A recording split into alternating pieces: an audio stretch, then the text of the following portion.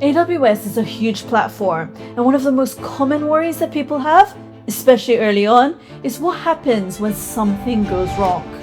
Who do you ask? Where do you look? And how do you avoid feeling completely stuck? So in this episode, we're going to talk about how AWS supports its customers. Not just through paid support plans, but through documentation, tools, and learning resources that are designed to help you solve problems and keep moving forward. Welcome to Learn Data Easy, the series where we break down cloud, data, and AI concepts without jargon and without stress. I'm Charlene. I work in data and AI, and my goal here is to help you understand how AWS works underneath in a way that feels practical and reassuring, rather than overwhelming. In this episode, we're focusing on AWS support and resources and how people actually get help when using AWS. The most important idea to remember is this: AWS provides multiple layers of support, and not all of them cost money. Some support is built into the platform, some support comes from documentation and tools, and some support comes from formal support plans. Once you understand these layers, it becomes much easier to know where to turn. When people think of support, they often imagine opening a ticket or calling someone. But in AWS, the first layer of support is actually self-service. So AWS provides extensive documentation for every service that they have. And this documentation explains what the service is and how it works and how it's typically used. For the exam, you don't need to memorize documentation details. Just remember that AWS documentation is the primary source of technical guidance. Another important free resource is the AWS Knowledge Center, and this contains answers to common questions and step-by-step explanations for frequent issues. It's designed to help users quickly find solutions without opening a support case.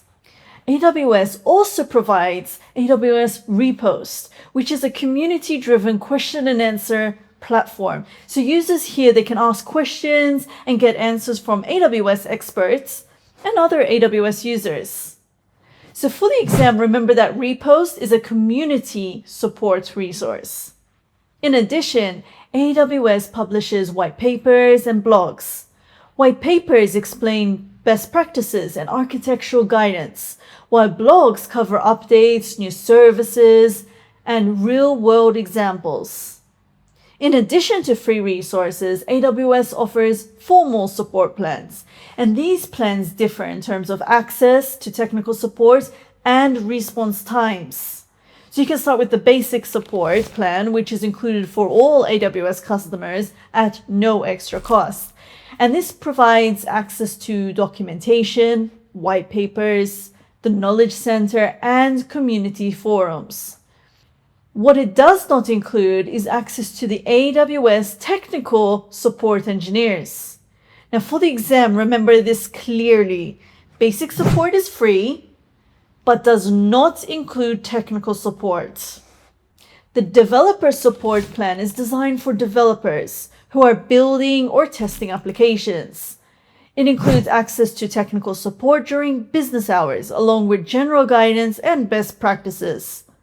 This plan is commonly used during development and experimentation. The business support plan is designed for production workloads. It includes 24/7 access to technical support, faster response times, and access to AWS Trusted Advisor checks. For the exam, remember that business support is suitable for production environments. The highest level of support is the enterprise support, and this plan is designed for large organizations with mission-critical workloads. It includes the fastest response times, proactive guidance, and a technical account manager, which is also known as TAM. You don't need to memorize response times or pricing, just remember the progression from basic to enterprise.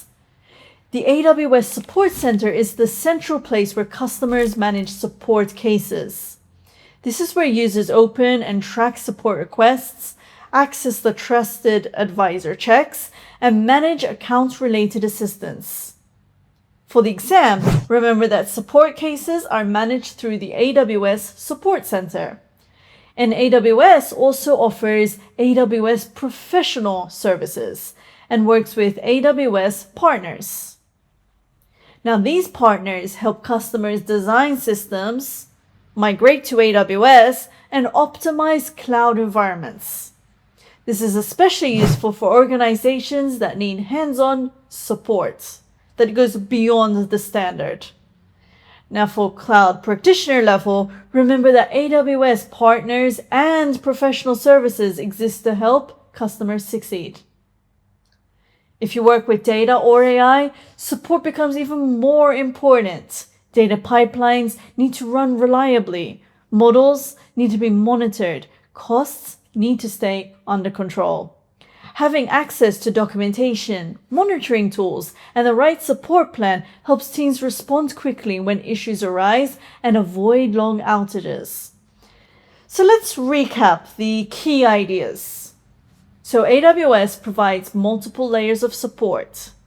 Free resources include documentation, the Knowledge Center, white papers, blogs, and AWS repos. Paid support plans include Basic, Developer, Business, and Enterprise. Support cases are managed through the AWS Support Center. AWS also offers professional services and partners. If you understand this structure, you'll be well prepared for support-related exam questions. In the next episode, we'll talk about AWS organizations and consolidated billing, how companies manage multiple AWS accounts at scale, and will keep it just as clear and practical. If this has helped, subscribe, and let's keep learning cloud the easy way. See you next time.